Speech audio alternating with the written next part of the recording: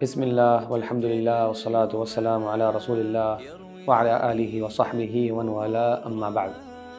محترم ناظرین، پیارے نبی صلی اللہ علیہ وسلم کا رمضان کا ایک دن کیسا ہوا کرتا؟ یقیناً ہم سب پیارے نبی صلی اللہ علیہ وسلم کے امتی ہیں، آپ سے محبت کرتے ہیں، اور آپ صلی اللہ علیہ وسلم کے ہر عمل میں ہمارے لیے اسوہ حسنہ اور بہترین رول ماڈل موجود ہیں۔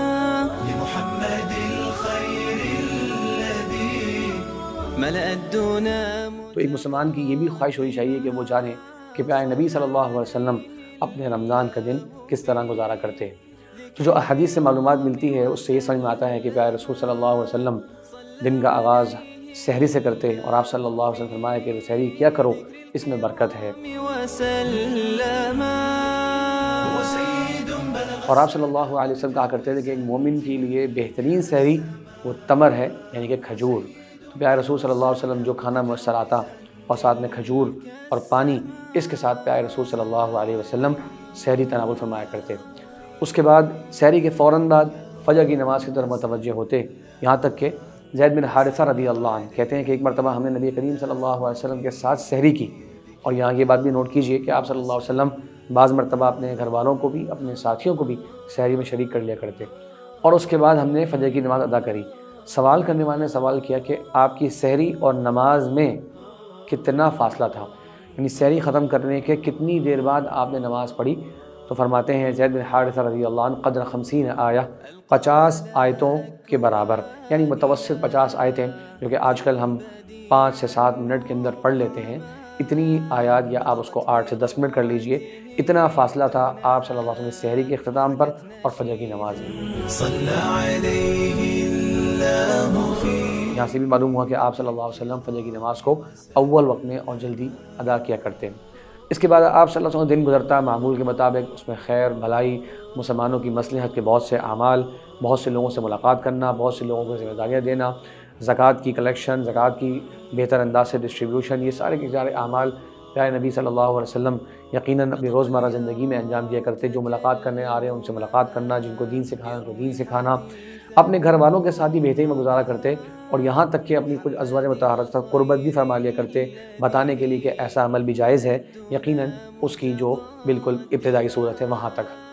اس کے بعد پیارے نبی صلی اللہ علیہ وسلم مغرب میں افطار کیا کرتے، اور آپ صلی اللہ علیہ وسلم کا معمول تھا کہ سحری کو بالکل آخر وقت لے جایا کرتے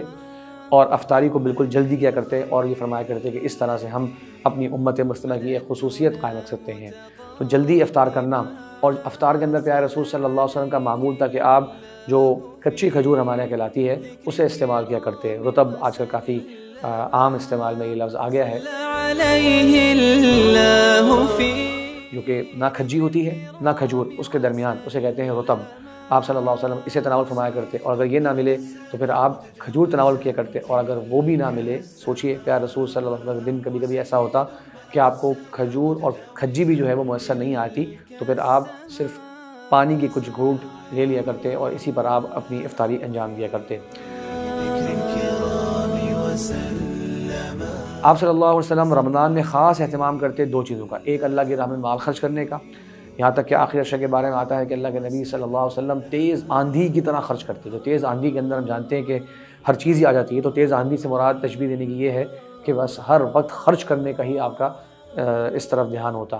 اور دوسرا آپ قرآن مجید کے ساتھ خاص تعلق قائم رکھتے، یہاں تک کہ جبریل علیہ السلام آیا کرتے آپ صلی اللہ علیہ وسلم کے ساتھ قرآن کا دور کرنے۔ ذرا سوچئے، جبریل علیہ السلام جو اللہ کا کلام لے کر آپ کے سینے پر اترتے، وہی آپ کے ساتھ اب تک جتنا قرآن نازل ہو چکا ہوتا ہے اس وقت تک اس کا دہرائی کرتے اور اس کو ریویژن کرتے آپ صلی اللہ علیہ وسلم کے ساتھ۔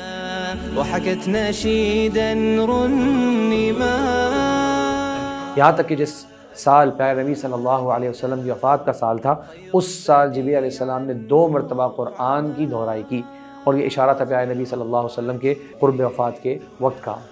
اس طرح سے پیارے رسول صلی اللہ علیہ وسلم دن مکمل ہو جایا کرتا، اور رات کے وقت میں آپ نے ایک خاص قیام اللیل کا اہتمام فرمایا رمضان میں۔ حضرت عائشہ رضی اللہ عنہ سے سوال ہوا، اور یہ صحیح بخاری چیپٹر موجود ہے کہ آپ صلی اللہ علیہ وسلم کا قیام رمضان کیا ہوتا تھا، اور قیام رمضان کا معنی ہے کہ رات کے وقت کا قیام جو کہ پورے کے پورے وقت کو منحصر کر لیتا ہے، پورے کے پورے وقت کو شامل ہے۔ تو رات کے وقت میں عائشہ رضی اللہ عنہ فرماتی ہے کہ اللہ کے رسول صلی اللہ علیہ وسلم 4 رکعت پڑھتے، نہ پوچھو کہ کتنی حسین اور کتنی طویل اس میں آپ تلاوت کیا کرتے، اس کے بعد پھر 4 رکعت پڑھاتے، یعنی گویا اشارہ کر رہی ہیں کہ 2-4 رکعتوں کے درمیان کوئی نہ کوئی وقفہ ہوا کرتا آرام کے لیے یا دیگر ذکر اذکار دعاؤں کے لیے، مختصر اس کے اندر بہرحال ایک وقفہ ہوا کرتا۔ ان کی بھی طوالت کتنی ہوتی، خوبصورتی کتنی ہوتی، مجھ سے نہ پوچھو۔ پھر اس کے بعد 3 وتر کے ساتھ آپ صلی اللہ علیہ وسلم نماز کو مکمل کر لیا کرتے۔ تو 11 رکعت آپ صلی اللہ علیہ وسلم کا عام معمول تھا، بعض روایت کے اندر 13 رکعت کا ذکر بھی ہمیں ملتا ہے۔ تو آپ صلی اللہ علیہ وسلم کے صحابہ کرام آپ کے پیچھے نماز پڑھنے کا جو جذبہ اور شوق، سوچیے پیارے رسول صلی اللہ علیہ وسلم تلاوت فرما رہے ہوں، کیا ہی خوبصورت اس کی کیفیت ہوگی، کیا خوبصورت کا منظر ہوگا، اور طویل تلاوت فرما رہے ہوں، اللہ کے کلام کو پڑھ رہے ہوں، تو صحابہ کرام آپ کے پیچھے ایک اہتمام سے کھڑے ہوتے ہیں، یہاں تک کہ ایک حدیث میں آتا ہے کہ ان کو خطرہ ہو جاتا ہے کہیں سحری کا وقت ختم نہ ہو جائے، یعنی اتنا لمبا قیام کرتے کہ پوری رات کے اکثر حصے کو آپ صلی اللہ علیہ وسلم قیام رمضان، قیام اللیل، جیسے ہم تراویح بھی کہہ دیتے ہیں، کیونکہ اس کے اندر ایک راحت کا پہلو بھی دیکھا جاتا ہے کہ کچھ رکعتیں پڑھنے کے بعد کچھ وقت راحت کے لیے دے دیا جائے، تو اس کو تراویح یا تراویح کا نام بھی دے دیا گیا۔ تو یہ سب کے سب رات کے وقت کی نمازوں کے مختلف نام ہیں۔ پھر یقیناً آخری عشرہ آ جاتا ہے تو اس کے اندر آپ صلی اللہ علیہ وسلم کا اعتکاف کرنا ایک بھرپور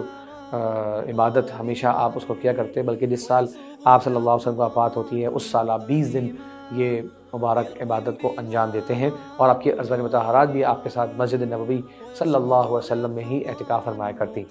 تو خلاصہ کہ یہ ایک کامیاب، بھرپور، بہترین دن جس میں اللہ تبارک و تعالیٰ کی عبادت، قرآن مجید، ذکر و اذکار، گھر والوں کے ساتھ اچھے انداز سے پیش آنا، اور یہ نمازوں کی جو پابندی جس انداز سے میں نے آپ کے سامنے ذکر کری، ان نمازوں کو اہتمام سے ادا کرنا،